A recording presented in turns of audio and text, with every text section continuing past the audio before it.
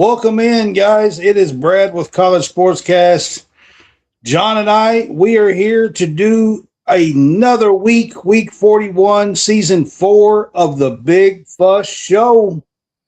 Can I please have your attention? There's all a commotion around here. What are you talking about? Let them yap at you. It's actually very exciting.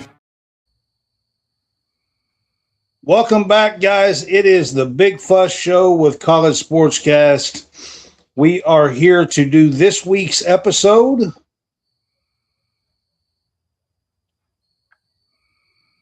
Sorry, I saw a message that said one of our things is having an error. I don't know if it's fixed or not.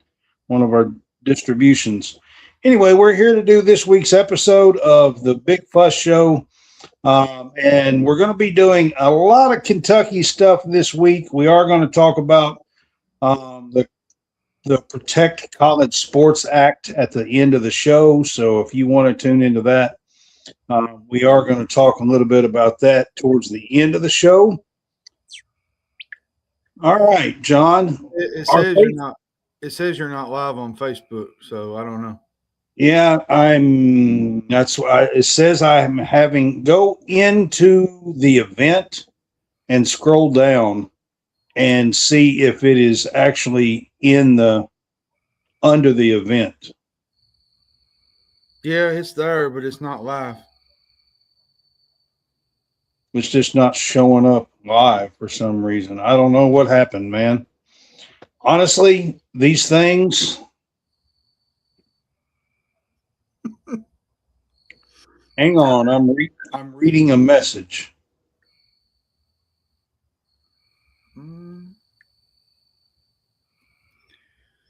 You got to remember, we've been taking 2 or 3 weeks off at a time, so.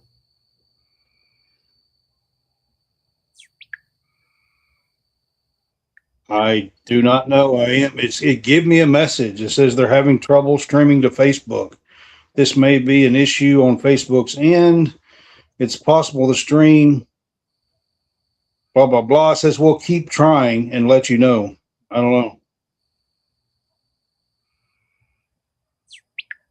don't know. That's what gave me pause. That's the reason why I stopped. So I'm not exactly sure what is going on Facebook right now. Not a clue. But if you want to find us, you can go into the event itself and scroll down, and we're on the event. I do know that. On Facebook.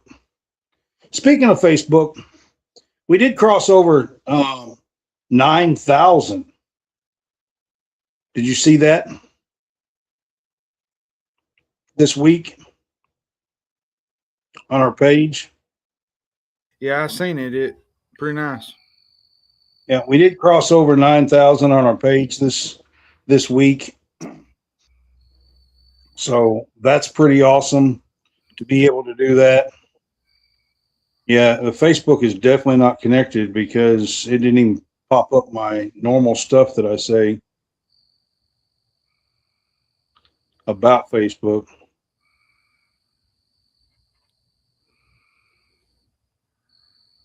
I'm not exactly sure what's going on. I'm already live. I can't do it now that I'm already live. I can't go back out. It'll just end the show. Like, I can't really do anything about it. I'm not exactly sure.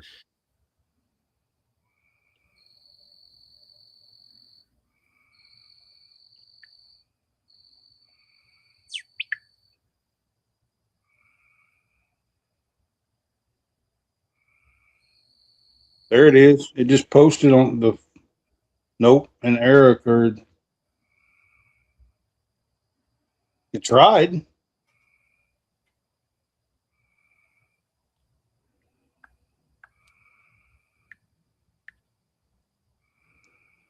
I don't know.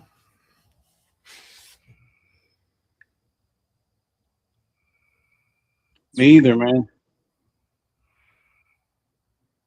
I'm not sure what's going on with it. But anyways, we're here to do a good show, so Yeah, it gave me pause there for a minute because I don't normally see that. That's not something I normally see. Looks like we're having some Facebook technical difficulties tonight for some reason. Don't really know.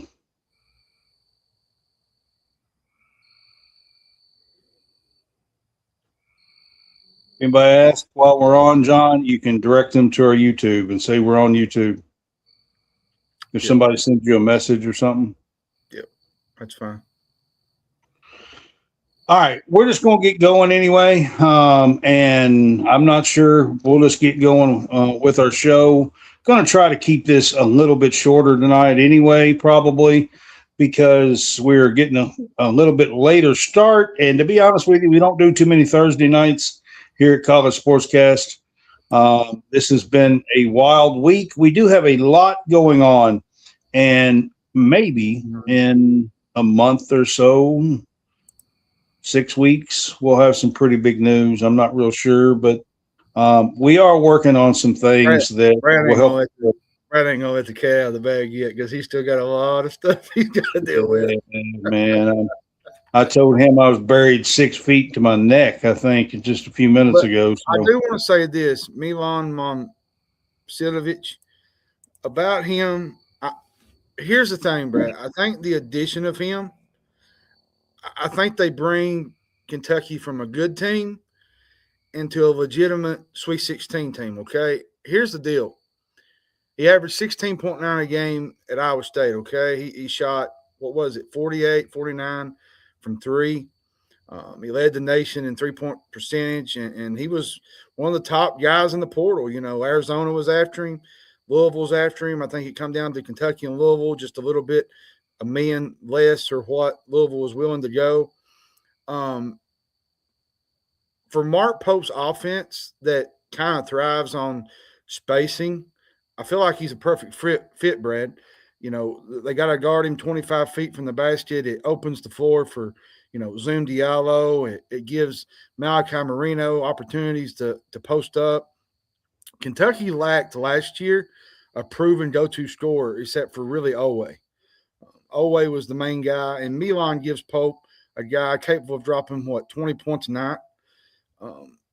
And Pope wants a lot of shooters on the floor, and he's a type of stretch guy who can force defenses into, certain choices to make them guard him.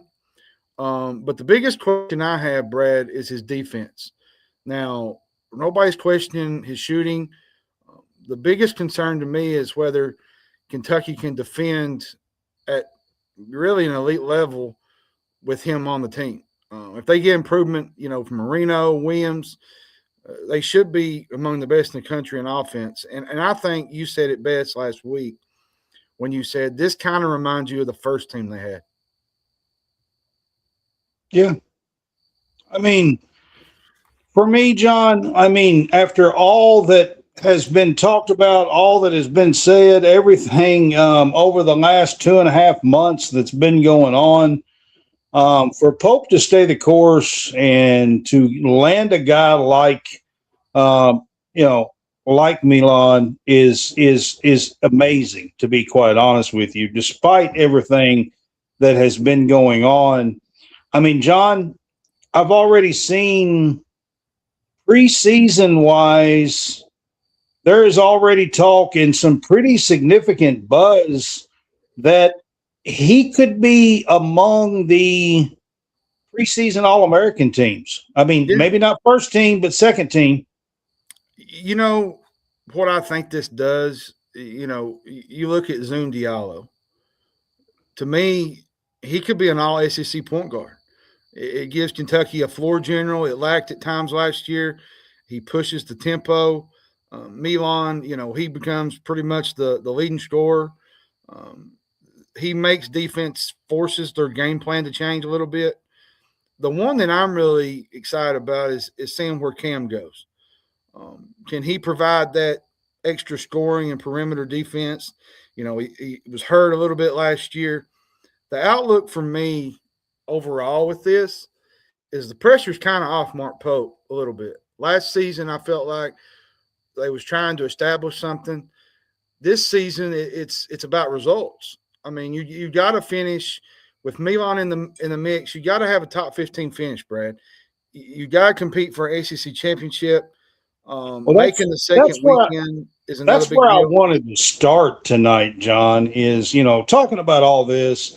I mean, landing him is huge, and there's a lot of buzz that's going around since they landed Milan. But to be honest with you, John, one of the things I thought was pretty cool, and I want to bring up just real quick, is Mark Pope doesn't seem to have lost any confidence. He still has that swagger. I mean, just as soon as he committed, he's posting this vacation picture of his drink, and he's got a jack and a king and a jack in his hand facing out. And I mean, he's posting reposting that picture, where he's looking at the camera with what is it, Many Men or something that's playing or whatever it is.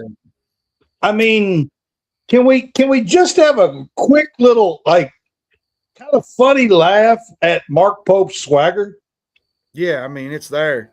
After the PR that went bonkers during the whole offseason to kind of land Milan and to do it in style against your against your current rival, it's kind of a big deal. And I'll say this.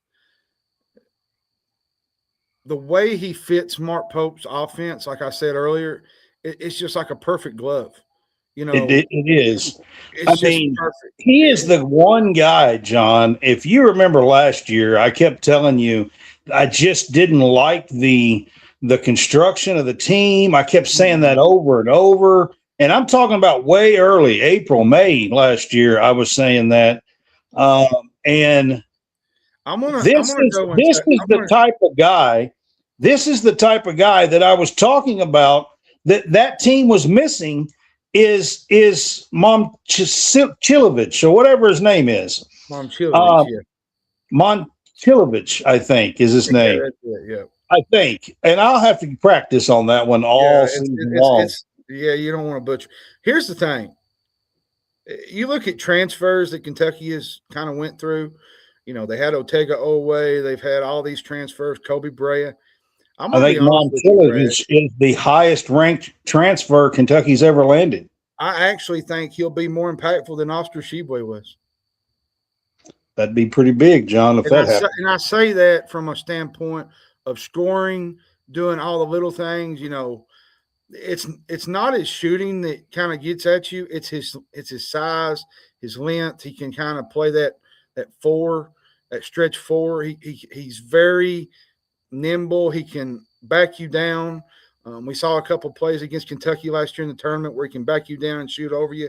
Like when this guy gets in a groove, it's impossible to guard against.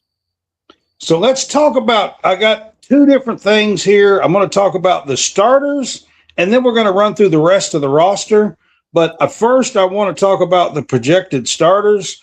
I've seen 2 or 3 different takes on who people think will start on this team, John. Who do you think is? I think it's going to be Zoom. I think it's going to be Zoom at point guard. Cam's going to be your shooting guard. Milan's going to be your 4. Your 3 is probably going to be what's the one guy that we got from? Trying to think the other transfer that we had. Wilkins. I'm sorry. Wilkins, and then Malachi Marino. To me, that's a lineup, I think, that has a lot of spacing. There's some scoring guys there, Cam Williams, Zoom. The thing about Zoom, his strength is kind of like attacking downhill. He's sort of like another Otega Oweh. They're not going to be able to pack the paint when Milan is stretching the floor, I don't think. And it's going to be easier for him to throw it out. You know who I think is going to benefit more from this? Malachi. And I say that because they're going to pull away from the rim to help on the shooters. And it's going to give Marino a little bit more opportunity to operate inside. And I think that's going to help Malachi. I think that's going to help his development, especially going into next year where he's probably going to be a top 30 pick next year if he improves his game from last year. And I think he's going to improve that. I think the kid has got a lot of talent. I just think there was a couple games, Brad, where he just kind of looked lost. But I think it was the whole team, not so much Malachi. You said the roster construction was so bad that it made everybody else look bad. I mean, here's I have a little bit different take on the starters. I actually think that Momcilovic will start at the 3. I don't know that this is the starting lineup the first 10 games of the season, but I think by the time SEC play gets around or late December, I think the main starting lineup here, John, is going to be Zoom Diallo at point, Alex Wilkins at the 2, Momcilovic at the 3. I actually think that Usman Njai will start at the 4, and that Malachi Marino will start at the 5. Yeah, I do. He's probably going to mix and match. And here's the thing: if he can repeat, I think yes. If he can repeat his Iowa State numbers, Brad, he probably is going to become one of the most efficient scorers in college basketball. Well, I mean, John, if you go with the lineup that I just gave you, I mean, Momcilovic is about 6'8" or 6'9" at the 3 spot. Then So you got here's the question. hang on. Then you got a 6'11" guy at the 4 with Njai, and you got a 7-footer at the center. That's a pretty fair back line. I know everybody's talking about rebounding, but if you've got that kind of size, you ought to be able to hang with some people on the board. Here's the thing. With Milan playing at an All-American level, like I've said, what's your expectations? And I feel like it's top 15 at least. It's a title contender in the SEC. Now, I wouldn't go as far as say Final Four. There's a lot up in front of them. You know, Florida's going to be there with their returnees. Arizona's going to be there. Duke's going to be there again. There's going to be a lot of teams in front of them. Michigan's going to be in the mix again. Now, could they be a Sweet 16 Elite 8 team? Yeah. And does that keep Pope's job? It most likely does. But the thing about it is, I've said it and you've said it, what Pope's going to have to do, he's going to have to nail on these 27 kids. That's his major blunder. Yeah, but getting this buzz, and then if you can relay that into a much better season and a star player that the whole country's talking about, I think that buzz and that recruiting buzz will return. It will. I agree with you. And I think that's where expectations are going to be. And with him, you're probably a top 15 team. Without him, you're probably just a tournament. You're probably a 7 seed, 8 seed. You're top 25, maybe at the outside. The whole commitment for them was they had to have him. And I'm going to say this real quick, and we'll move on to the next topic. But the whole Louisville stuff, there was a lot of smoke on Sunday. Somebody ran with something on a message board, on Trilly's message board, and everybody was saying, well, he's going to Louisville. He's doing this. And the next day, he puts on his thing, commitment to Kentucky, BBN committed, and it makes Louisville look like that they're not real bright. I mean, look, it was just trolling at the very end is all it was, to be honest. It was basically Louisville fans trying to get Kentucky fans stirred up. Yeah, and that's what it was. It was basically a rivalry type thing, kind of like a edge in the sword. Hopefully Kentucky would bite on it, and they did. Unfortunately, the fans bit on it. So, John, let's deep dive into the roster real quick, man. I mean, there is a few players down through here that I really kind of want to get to, but the first one that I want to talk about and I want to ask you about specifically, I think that Justin McBride might be the best sixth man in the SEC. I mean, that's going to be a strong statement, but I believe this kid is working really hard. And I think he has the talent. I do. I think he's going to be a hell of a player off the bench. I'll say this. I've said it since they signed him. He might be one of the important role players on the team. You know, you're getting a guy that's 6'7", he's stretched forward, transfer from James Madison. I think he averaged 15, 14 a night. He shoots 40% from the three-point line. He fits the mold of what Mark Pope wants. To me, I think he's maybe a stronger version of Almanor. You know, you got a guy that can play maybe the 3 or the 4.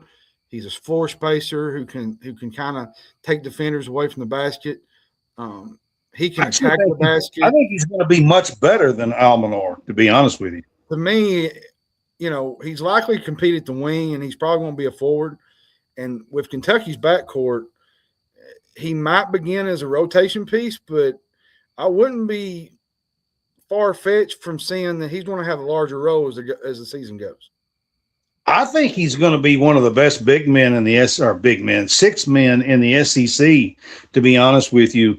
And I think he's really going to be a monumental piece for this team. If this team is going to climb in those polls and do what everybody hopes they can do, I think Justin McBride is going to be a huge, huge key. Well, and that's why Alex Wilkins. I think Alex Wilkins can be. Yeah, but Wilkins is starter. Yeah, I agree with you, but I think Wilkins is going to have an uptick in what he did at first. I was just mainly kind of talking about the bench, because the reason why I want to talk about the bench is I believe that this bench can go at least 10 deep and be really good. Yeah, I mean, and you know, they got Osman, Njai, which is going to be a really big piece to them. You got Frank Kepnang or whatever his name is. I don't know how to pronounce it. Protector. He's a shot blocker. He kind of gives Marino a time to kind of rest on the bench. You got the Jerome Morton kid. The Morton kid, he's instant offense, can shoot. Yeah. You know, the X factor to me might be Trent Noah. And then one guy that I haven't even mentioned is Cam Williams. Yeah. I said Cam. You mentioned him, but I haven't. Going down the line, I haven't even mentioned Cam Williams. Then you got Cam Williams in the mix in there too. I think the biggest X factor to me is going to be kind of Trent Noah. And I'll explain why I say that. If he can develop into I would say 34, 35% three-point shooter, you know, you could roll up some lineups with Milan, Noah, and you're going to create a lot of space out there, and they're going to have to defend the whole floor. And you've seen where Noah's knocked down some shots. And, you know, you got Milan out there now. I'm just waiting for the night that Milan goes off for 3 in a row and that whole Rupp Arena crowd just explodes. I mean, that place is going to tear the roof off the building. Yeah. It's going to be a special night, especially against a team like, you know, Tennessee, Alabama, somebody of, you know, a higher quality opponent. I think, you know, you're getting a really good player in Milan, and I think he's been a big piece for this team, and I think he's going to help everybody else. I mean, of course, you go on down the line. I think, you know, somebody that nobody ever mentions, I actually think Reese Potter is going to be a much bigger surprise than most people would ever give him credit for.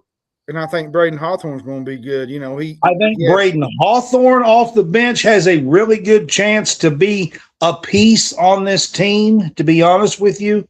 So what I'm telling you guys is this team could be deep, and don't be surprised if Mason Williams don't come in and get 10 minutes off the bench as well. Here's the thing.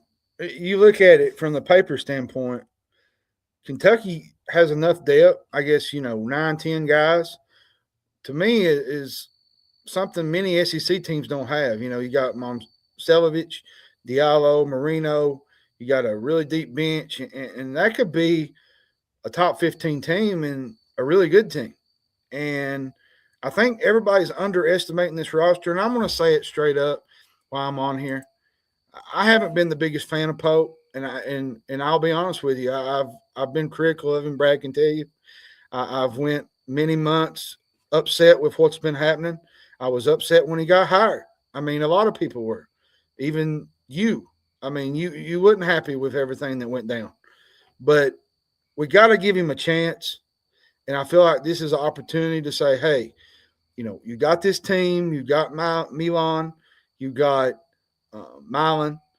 I got to fix his name. I'm going to butcher it too. But Justin McBride, you got a bunch of these kids. Go out and win. And if you don't win, then we go from there. But I feel like here's my thing about Mark Pope. If you've ever been around him, and me and we've been around him, covering him, and he absolutely loves this place. Oh yeah, probably more than me and you do. Oh yeah, and he 100%. Wants to win. And I see it every single night when we go to these games. And when he loses, he's in a bad mood. He's not happy. Florida game, he was really bad in mood. He didn't want to really speak. The guy gets this place, but at the same time, I think some of the fans have to understand that you're not going to always win in this game of basketball, college basketball. The way the game has changed, it's a different world now. You're going to have to take it time, day by day. And I get it. It's been 3 years.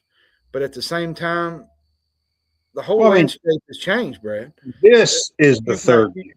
It hadn't been 3 years yet. Well, that's what I mean. It's going to be the third year. And you got teams like Michigan in the mix now. You got teams like Arizona. You got teams like Tennessee putting together a good roster in the portal. Like, it's not just about Kentucky now. And a lot of fans don't understand that. And it seems like that. Well, here's my take.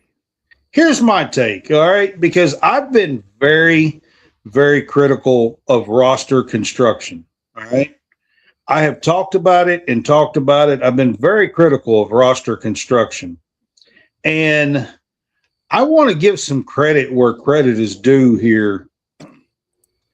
And it's unconventional for Kentucky fans, okay? Because a lot of people have been fussing and complaining and saying a bunch of stuff that were just like blindly and not seeing what's really going on. And I've been saying it for a few weeks now. This roster's growing on me. Matter of fact, I had Coleman Scott on last week and said this and done a clip of it. This roster is growing on me. I'm really John, I think the roster construction of this team is going to rival Pope's first team. Yep. And is light years ahead of the roster construction that he did last year. Yeah, it's a lot better. The whole team as a whole. It fits his modern basketball mold and his offense. Well, and the thing that Mark Pope emphasized his first year was length, shooting, versatility. And I think when you go back to we was talking about McBride, I think he checks a lot of those boxes, and he provides another guy. Njai checks a lot of those boxes. He does. And Milan, listen, this is going to be a really good team, and I'm excited, Brad. And there's a lot to be hyped up about. Now what they do from here to there. I mean, so let's talk about SEC and NCAA expectations. So, John, real quick, I think there's 7 teams in the SEC that are probably ahead of the rest. All right. You got Florida. You've got Alabama. You've got Arkansas. You've got, I believe, Vanderbilt is going to be up there again. Tennessee will be up there again. Tennessee, Kentucky. And I'm missing one. LSU will be better, but it depends on. No. I'm not saying overall. I'm saying they'll be better. They'll be in the middle of the pack. I want to put this on record early. I believe Kentucky can at least challenge for a top 4 seed in the SEC. Yeah, I do. With this roster. I do. And who knows, maybe they could surprise and compete for either a regular season or an SEC championship, which would be fantastic if I'll be they honest could. with you. There's going to be nights where Milan is probably going to go for 30. And he's going to be shooting the heck out of the basketball. And I believe adding him, John, I think this is easily a top 15 team. I do. I think it's top 15 preseason anyways. Yeah. And I'm going to put a poll up. Whether they add to I'm that. going to put a poll up while we're talking here. I'm going to put a poll up. This is for you guys. This is for anybody watching. This is for anybody that's that can log on and do this. But I asked the question, is Kentucky a top 15 team after signing Milan Momcilovic? Is it yes, no, top 10, or top 25? Those are the options. Go ahead, John, and I'll let you speak on the NCAA expectations. I think Sweet 16 at most. I feel like that's the floor. The ceiling is probably going to be the Elite Eight. There's so many teams up above them. You know, Iowa State's going to be good. They're going to be good again, even without Milan. Arizona's going to be good. Michigan's going to be up there. Alabama's going to be in the mix. I'll tell you what I think about this team early on, okay? And I'm talking about early on. I think, ironically, the schedule for this team is actually going to set them up. If Pope can get this team playing really good early, they're going to get teams that I think will make the national narrative around him soar, to be quite honest with you. He's going to have those opportunities. He's got Kansas. I think that will change is if he can go in and beat Kansas with Tyron Stokes. Yep. If he can beat Stokes in Kansas on I think it was the second game or maybe the first game. If he can do that in the first night, I think it changed the whole narrative around how. When you get Indiana early, you're going to get Louisville by December the 12th or something. Speaking of Indiana, I was going to say it's at the Dome in Indianapolis. Yeah, it kind of reminded me back when I was a kid when Indiana and Kentucky played at the RCA Dome all the time. Yeah. And they had like a neutral game where Kentucky fans would visit. 50-50. Yeah. It'd be like 50-50. And yeah, it kind of brought back old memories and whatnot. So I just kind of wanted to bring that up because when I was a kid, that was a big game. And they played it in Freedom Hall too. Like Kentucky's home game was Freedom Hall. And Indiana's was their Dome Stadium. But at the same time, Kentucky fans traveled, so it really wasn't a home game. So yeah. Yeah, it was always a cool game, and I'm actually pretty stoked. I mean, I grew up in that Indiana and Kentucky rivalry between Bobby Knight and Joe B. Hall. I mean, it was a huge remember the game when Mike Davis threw a fit on the floor and got ejected out in Freedom Hall? Yeah, I do. Yeah. When he rushed the floor and he costed him the game. Yeah. I grew up in the Bobby Knight, though, man. I'm telling you, talk about some heated rivalries, man. Like, I really do like that is back on the schedule. Like it was off the schedule. I didn't like what Cal did, to be honest with you, with the Indiana rivalry. So was you part of the rivalry that Bob slapped Joe B. Hall?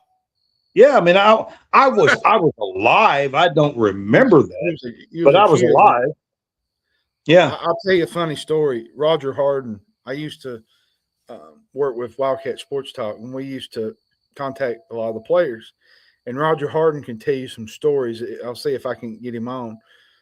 He knows some stories about Bobby Knight and Joe B. Hall. He said he used to be in that rivalry, and he was telling me about a story one time. Go ahead. He was telling me a story one time that Joe B. Hall told him if he didn't stop, he was going to knock the living shit out of him. That's what he said.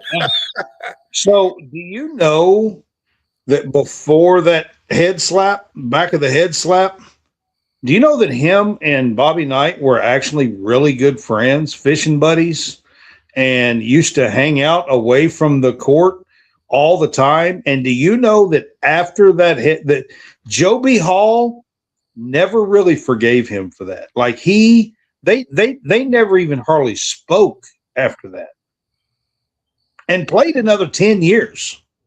Then you Like had coached together. then you had the whole chair incident. Listen, Bobby Knight was whew.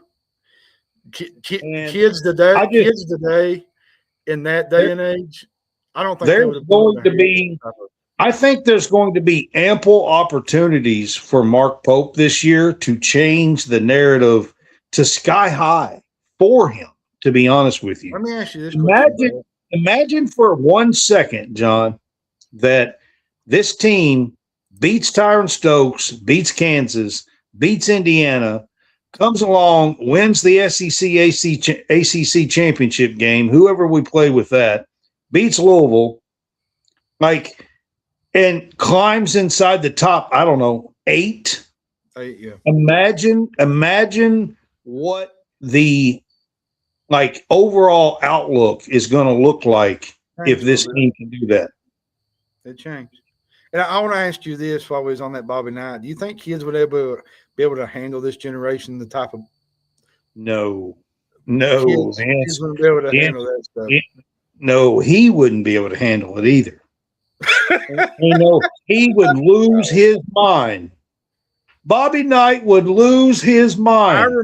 I remember real quick. We'll move on. I remember there was a program. They used to do programs for coaches, the coaches shows. They don't do them as much anymore. They do a lot of radios now, but they do coaches shows. And he just walked off the set one day. He said, "Get me off this effing set."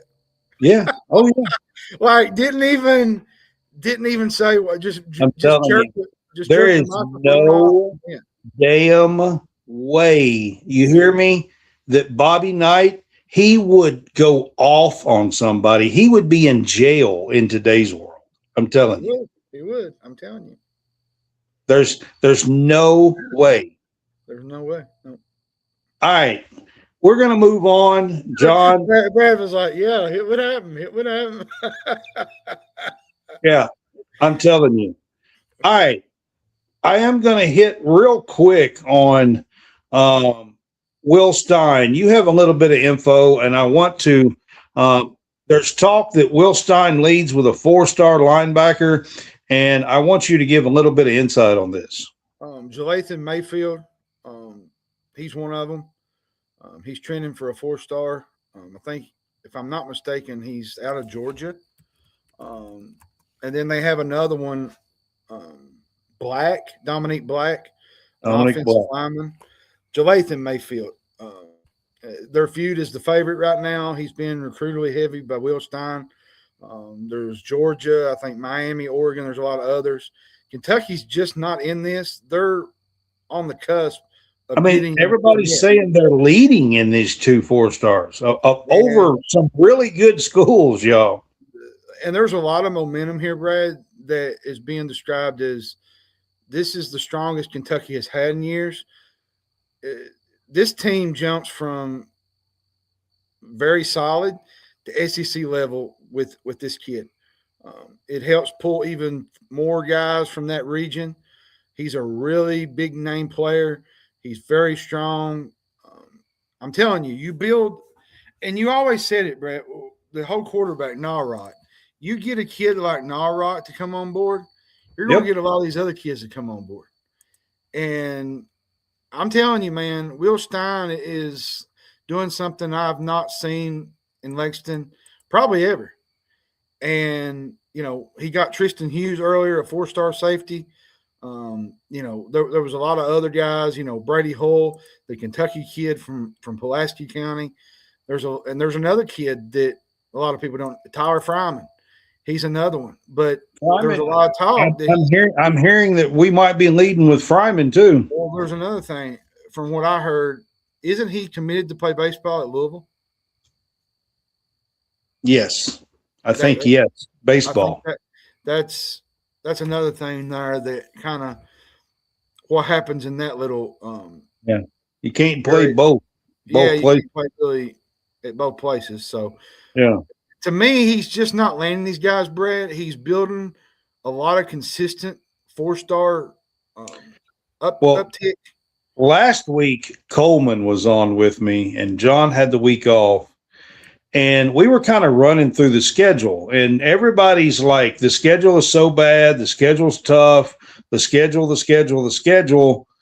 But, John, I want you to bear with me for just a minute and look at the first 5 games of this schedule, okay?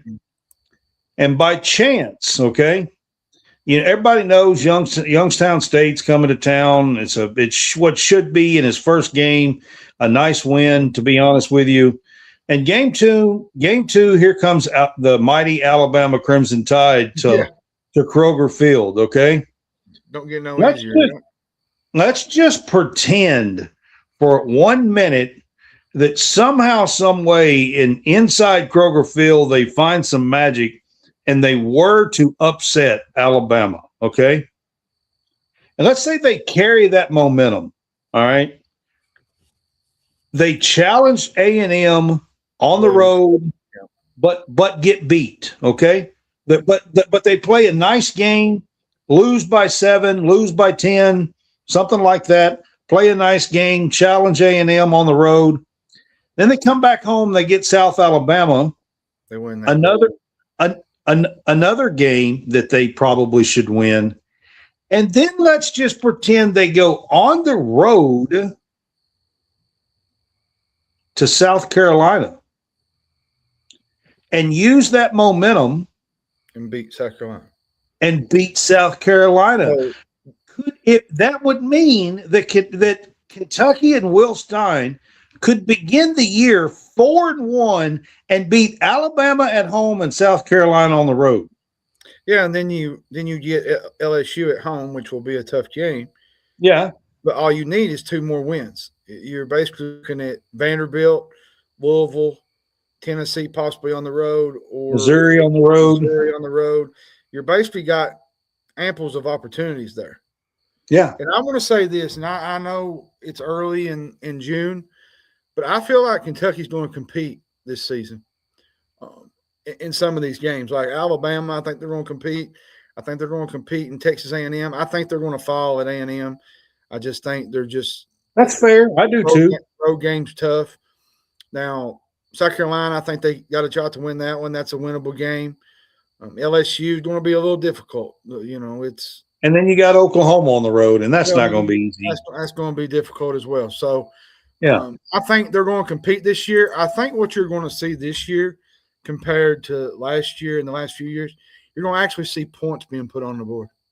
And that's going to be a little bit different for Kentucky fans because, Brad mentioned it last year. I just want to see them throw a forward pass.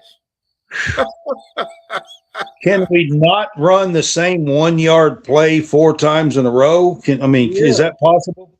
I remember last year, was it the Georgia game? No, it was Texas. It was Texas. Lord. And they had the ball at the goal line, and Bush Hamden. I'll just leave it at that. Bush Hamden. That to me, that was a major blunder in a hire. I'm going to tell you, to me, he would have not been on the plane ride home.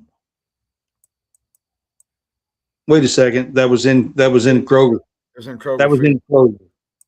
I was remembering the year before that we played them in Texas. There was another game that he made some mistakes, and that was the year before we played them at Texas. Yeah. Anyways, I'm telling you, he would have been gone. I would have sent somebody that afternoon, that night. I would have sent somebody to his office and packed up his belongings.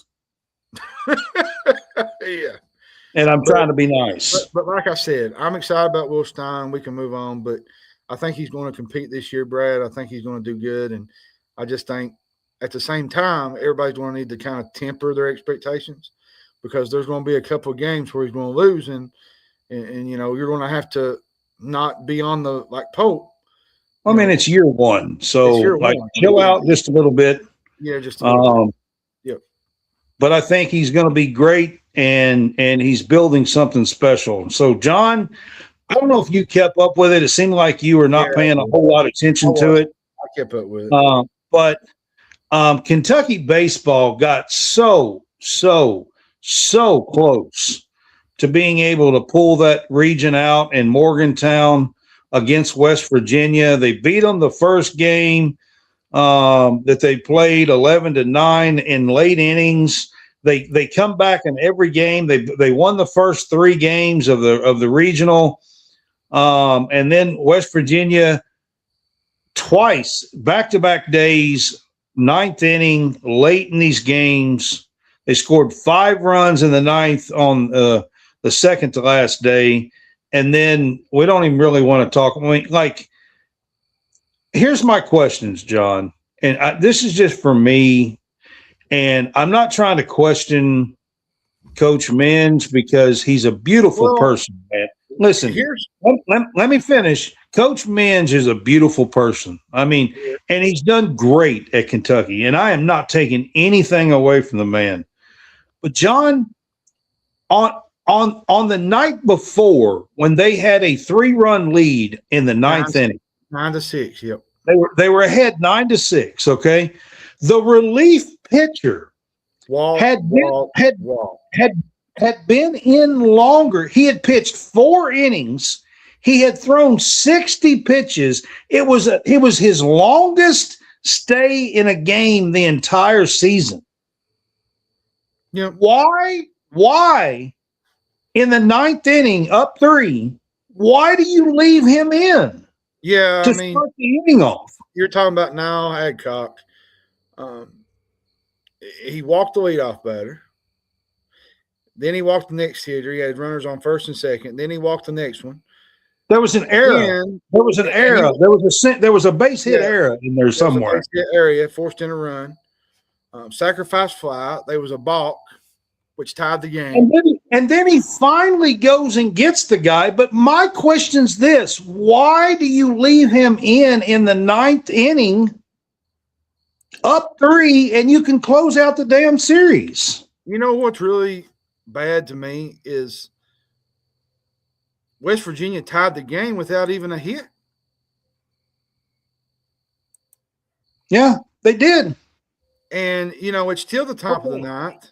All right. The next night, okay, the very next night, Kentucky in the 7th and 8th inning hits home runs to tie the game. All right? Mm-hmm. The 9th inning comes around. It's a tie ball game. It's the bottom of the damn 9th. They're home. It's the bottom of the damn 9th. You come back, you have tied the game. Why didn't he use Jelkin? It's the last game. Jelkin started in the first game, all right, and got the win. His best pitcher, he was on 4 days rest. It was 1 damn inning to get you to the extras. Yep.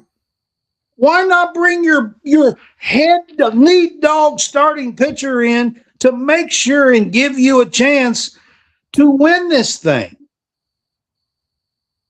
Why do you leave your relief pitchers in that have been blowing leads all damn season? Well, and Kentucky had chances. I think, was it bottom of the 10th? They put runners on first and second. West Virginia brings in the reliever. He escapes the jam.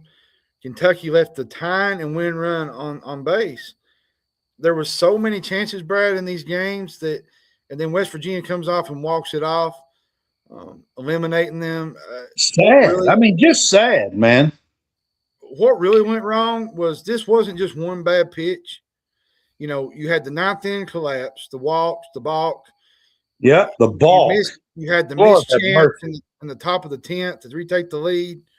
The bullpen was just a disaster. They balked in a run, John. They balked in a run. Here's my thing. If you're going after in the portal, go get some bullpen help. Lord mercy, please. The bullpen, I think, could pitch as good as these guys out of the bullpen. Well, and I'll even go as far as saying with the Reds, their bullpen's bad as well. Like there's no hope for. Now, my dad always, I'll tell you what was really bad about all of it. What really upsets me is that the number one team, UCLA, got beat in their own region. Cal Poly won that region, and Kentucky gave up the chance to host the Super Regional by giving those two games up. Here's the thing about bullpen. My dad always said it. If you don't have a decent bullpen, an 8th, 9 guy, there's not many games you're going to win. You got to have a guy that can come in and get outs. If you don't have a guy that can be your middle guy and be your setup man and be your closer, you're not going to win many games. Now, on that last night, why not bring Jelkin in on 4 days rest to close, to pitch an inning or two? Didn't make a lot of sense. So, but I hate it for Minge. I think, they had a good year. There was a lot of people didn't believe in them. They got to, where they was, and they almost finished it off. They just got so close, and they should be hosting. They should be hosting this weekend Cal Poly, okay? They should be hosting, and then they would be, guess what? They have a great shot, Cal Poly and Troy. Come on, y'all. Yep. They had great shot. They had it set up for them. Great shot to be back again in the College World Series. It was right there for the taking. Unfortunately, it's not meant to be. So, all right.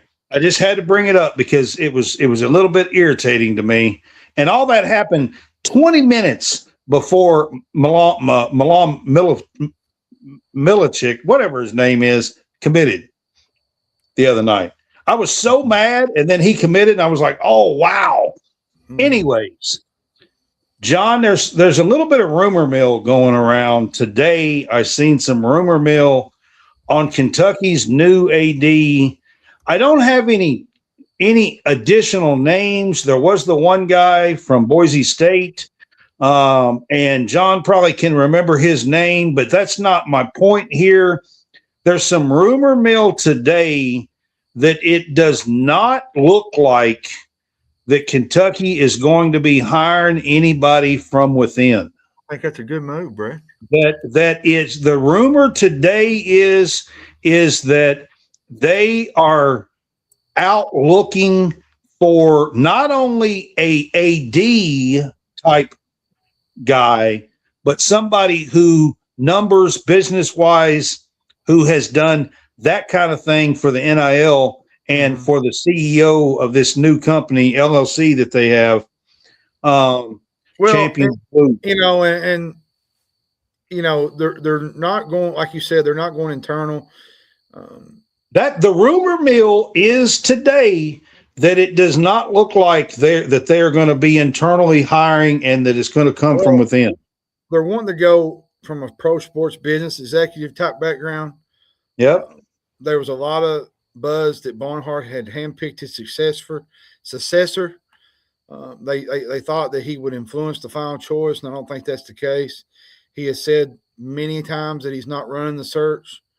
The biggest thing they actually have hired a firm to help them run a search. The biggest thing is NIL structure, revenue sharing, and sponsorship partnerships.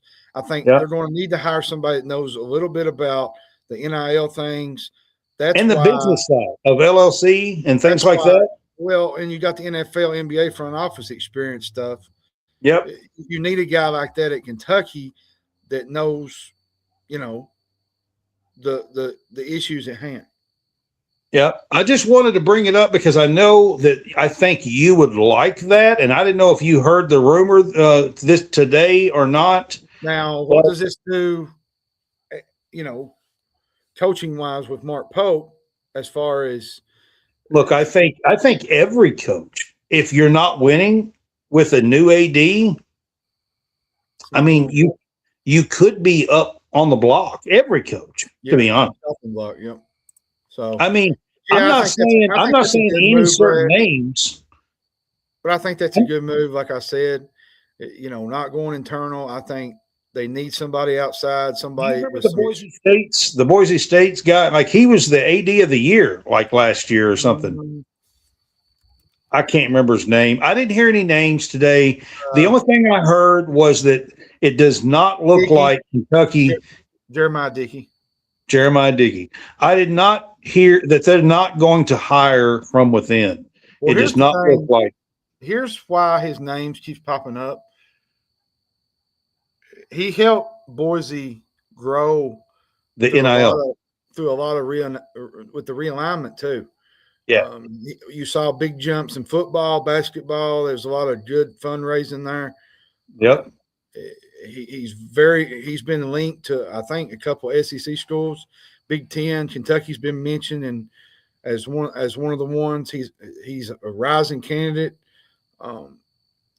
He can sit at Boise and make what he makes, but you go to a bigger place, bigger budgets, bigger NIL, national spotlight, like Kentucky, you could grow this thing a little bit bigger. Absolutely. And John, just before we get off of this topic, I'm not going to spend a lot of time here on this, but Mitch's job runs through the end of this month. And then after June 30th, Kentucky will be without an AD. So I wouldn't be shocked if there's an AD not hired. I would expect to hear a hire at least inside the next 3 weeks or so. I mean, pretty soon. Somewhere around that name, that amount of time, to be honest. Pretty soon. All right, John. The Protect College Sports Act come about last Wednesday. Yesterday, there was a hearing on Capitol Hill, a Senate hearing that even the great Nick Saban showed up for, and he had a whole lot to say. And to be honest with you, I think he's taken a lot of heat that he shouldn't be taking from what he talked about yesterday. College sports clearly needs some order, and clearly needs some order. And there's no better person, John, to be at these hearings to say the right things than Nick Saban. Well, and the thing is, Brad, if this passed, it turns what we call the Wild Wild West. You get it with caps, rules, and enforcement. Into some regulations. It turns it into some regulations. It restores some order and fairness. It stops all this chaos and roster turnover. It helps recruiting and coach movement. So Nick Saban, the main thing would help is restricts all this in-season coach poaching. So Nick Saban put out some numbers yesterday at this hearing, and I found these numbers interesting, all right, because this is at Alabama, all right? Yeah. The year that the NIL first started, Saban said his entire budget was $2.7 million the first year. This was just in 2021, 2022, all right? The first year, his entire budget for football was $2.7 million. The next year, the second year at Alabama, it was only $7 million. All right. Yeah. The third year was like 11 or 12. And then his last year, Saban's last year, it went to 24. And now it's over 40 million. Well, the thing is, Brad, to me, he's the most influential voice in college football. Do you see how drastic those increases are in like 4 or 5 years? Yeah. If you keep letting this go, it's at 40 now. Like I said, it needs guardrails. It's the pay for play stuff, it helps revenue sharing limits, the transfer rules, the contract. There is one thing tied to this Protect College Sports Act that I believe if they don't throw this part out, it will derail this because there's millions and millions of dollars at stake over this. Okay. It will derail this if they don't throw this part out. if they don't renegotiate this part, this deal will not get done. And that is this. Inside this bill, the senators, this is a Republican and Democrats that are doing this bill. It's a bipartisan deal. I'm not even going to say the names because it doesn't matter. It's a bipartisan bill, but inside this bill, there is a way for the other teams to pool the media rights together for every Division I team, including the SEC and the Big Ten. And I don't know about you guys, but the Big Ten had a $1.47 billion revenue in 1 year. The SEC had $1.11 billion revenue in one season. They're not going to be in a big rush to sign this thing if they can lose their media rights. Yeah, that's another one that needs to be fixed. The money is, you cannot look. Here's the deal. If everybody else wants to pull together, if the 104 teams, or let's call it 103 teams, there's 34 teams in the Big Ten and the SEC. All right. Then let's add Notre Dame, who is an independent and has their own big media rights. Okay. So let's put Notre Dame in with this. So there's 35. There's 138. That leaves 103 FBS teams that are not in Big Ten or SEC. All right. Yep. If those 103 teams want to pull together and create one big package to compete with the SEC and the Big Ten, let them, and pass this College Sports Act. But what I'm telling you, you can't do is you can't force the Big Ten and the SEC when they're in the almost $1.5 billion range of revenue. They're never going to agree with that. No, they're not. It just won't. No. So this is very much needed, John. It does the 5-for-5 deal. It has one transfer eligibility. It has your cap. I mean, it fixes almost everything. But this media deal pool is going to derail this thing if they don't fix it. No, I agree. All right. We are going to wrap this up, but before we do, John, I got to bring up one thing. I talked about Kenny Brooks and the job that he is doing, and the amount of talent that he is bringing in on last week's show. But I want to bring up this week that he has offered Charlotte McCurry. She is from really close to where I am. She is from E-Town. She plays for John Harden, and she is just going to be a sophomore. She was a freshman, John, and she averaged 27 points and 10 rebounds a game as a freshman, all right, on this team last year. She is easily going to be a top 10 or top 20 player in the 2029 class. And Kenny Brooks invited her over last week and gave her an offer. And I just want to give a huge shout out to a local kid who it means the world to, that there is now 2 Kentucky kids in that 2029 class. Jaden McClain, 6'6".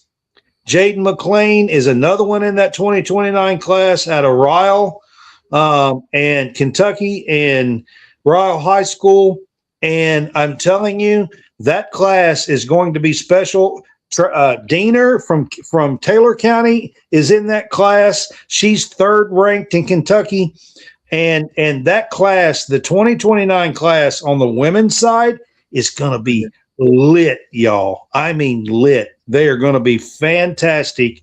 Kenny can just rack up some hometown kids in that 2029 class. Yeah, she plays at John Harden. Yep. She's considered one of the top rising stars. I think she had 42 points one night, 13 rebounds. As a freshman. She's had multiple games with 30-plus points and double-doubles. Yes. She's a very high volume. She kind of reminds me of Maddie Greenway. She shot 38% from three as a freshman. She's been mentioned in a lot of scout coverage. Oh, yeah. She's going to be high on the charts. She's still early. She's not committed. She's still in – to me, she's still in the developmental stage, you know. Oh, yeah. So, yeah, I mean, she's just going to be a sophomore. And the reason why I say she's going to be high in the class rankings is because it's so far out, they haven't even put the class rankings out for 2029 yet. No, they haven't, not even for football. So in the 2029 class, all they've done is ESPN has put out like the next 25 or something like that is what it's called. That's all. They're not in order. It's just a list of names, and both Jaden McClain and Charlotte McCurry are both on that list. I want to say this before we get off here. There was another little piece of information I forgot to tell you. When we was talking Will Stein, Laren Westmoreland is coming to Corbin. The four-star cornerback, safety, whatever you want to call him. He's coming to Corbin. He will play his football there. I know from what I've heard, Grayson Burton will be there too. Coach Burton is the new coach at Corbin. They're going to have a really good basketball team for the boys. Girls, they got a new coach, Tony Petrosky. He used to be the boys' coach. He's coaching the twins, my little cousins, Braylon and Briley. Really good players, tough players. I feel like Braylon is going to be a really good point guard in the near future.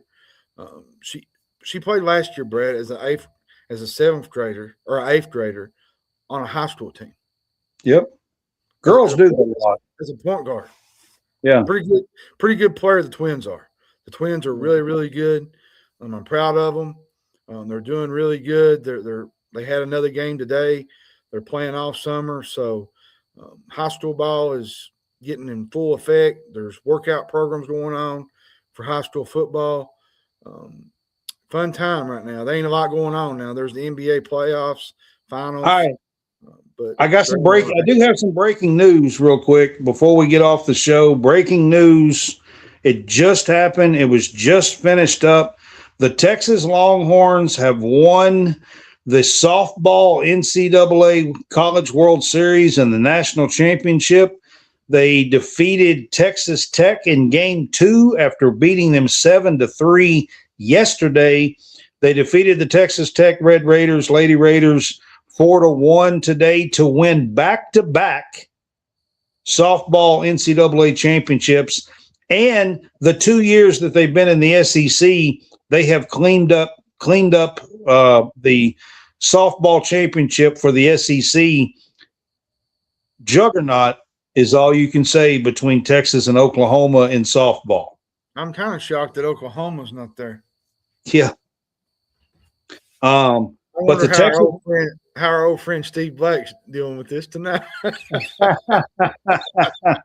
Yeah. Steve, but I do have to give a shout out to them, man. I mean, they play ball. They went through the College World Series. There was 5 SEC teams in the College World Series out in OKC. That's where the women's they don't do it in Omaha. It's in OKC.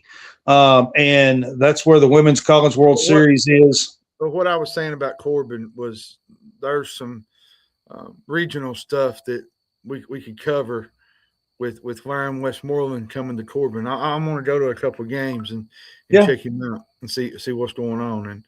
And absolutely, I might go check out Charlotte McCurry. She's not too far from me.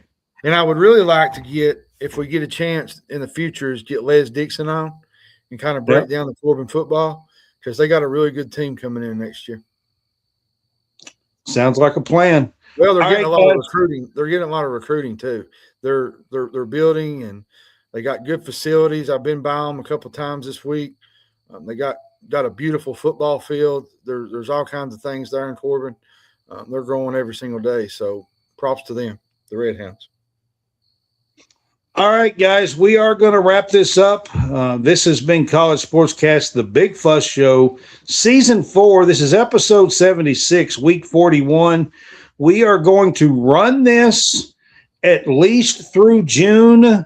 The NBA draft is at the end of June here, so we will do this at least through June. The Omaha will wrap up towards the end of June as well, and that is usually when we take about 3 weeks off, to be honest with you. Brad's like, 3 weeks. Yeah, that's usually about all I get, to be honest with you, out of the entire year. This year, with everything going on behind the scenes, you might not get a 3 week off. Well, this is true, but I won't be podcasting, I don't think, for a few weeks.